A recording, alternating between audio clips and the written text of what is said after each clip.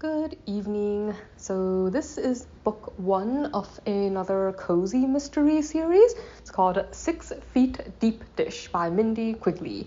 And as you can probably guess from the title, the main character Delilah runs a pizza restaurant. So Delilah used to work in the food industry in Chicago, like that's where she's been for most of her life thus far, but it's always been her dream to open her own restaurant in a place called Geneva Bay, which is this resort town about an hour or so away from Chicago. Like she has very fond memories of the place, like it's very picturesque and it's somewhere that her family used to go on vacation, like to see her aunt during summers. So now she can afford it because her extremely wealthy fiance is very supportive of her dreams, I guess, and also a big fan of her food. So he agreed to help her with starting, like getting this restaurant off the ground. But unfortunately, as they head into their first opening, things start going wrong. Like Delilah herself is an extreme perfectionist. Like she has a tendency to want to micromanage everything to her very exacting standards, and she also can have an explosive temper when things don't go as planned. Like she strikes me as kind of the person who, always feels like she knows best, I guess, a little bit, and like things really need to be a certain way or else they aren't necessarily good enough, and this puts her at odds a lot of the time with her fiance, who has a very opposite kind of laid back, take it as it comes personality. So they end up getting into this huge fight, and he dumps her right before the restaurant's opening, and this leaves her in a really terrible frame of mind as she heads into their soft launch, I guess.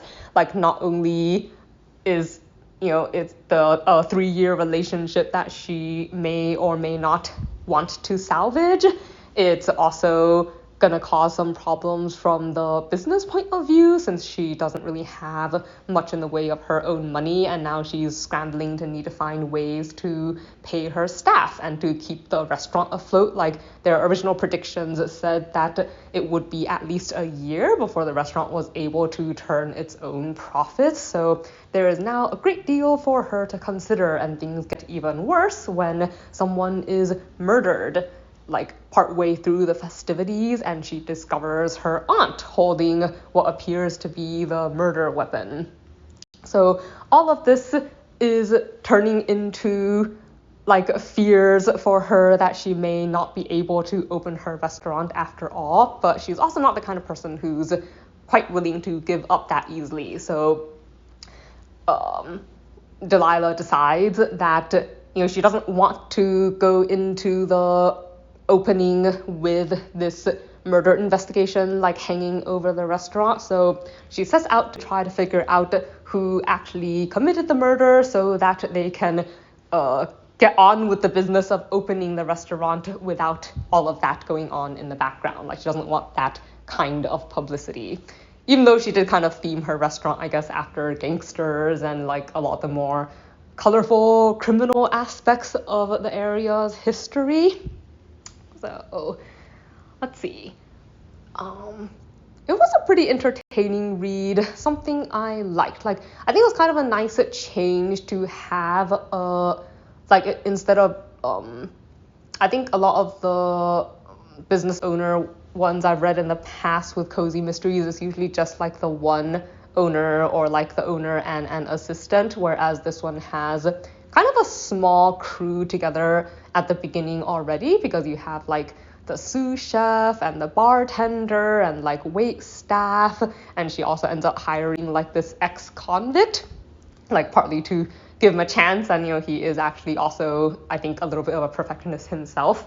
But I kind of like the pretty colorful cast, I guess, that it pulls together pretty quickly, and I like how they all end up like Delilah kind of had to learn to let go and let people help her some, and I like the way they come together to investigate this mystery and handle like different parts of hunting for clues and stuff like that.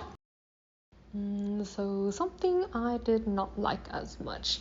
Nothing in particular really stands out to me. Like, there were times where I felt like the main character was really suspicious of people that really didn't seem that suspicious, but very unsuspicious of people who seem very obviously suspicious, but that's not really necessarily unusual. I might have liked a little bit more description, like in terms of the setting and so on, but I wouldn't really say there was a lack of descriptions either. It's just that since these are all places that I am unfamiliar with, it might have been nice to have like a little bit more detail.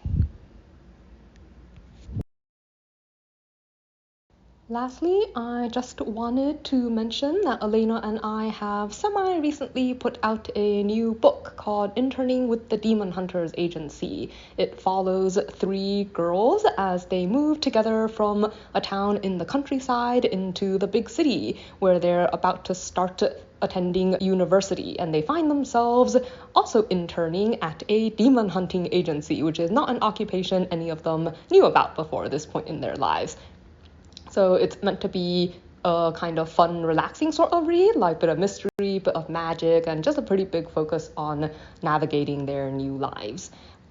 We have a free download for the ebook going from August 16th through 18th through on Amazon Kindle.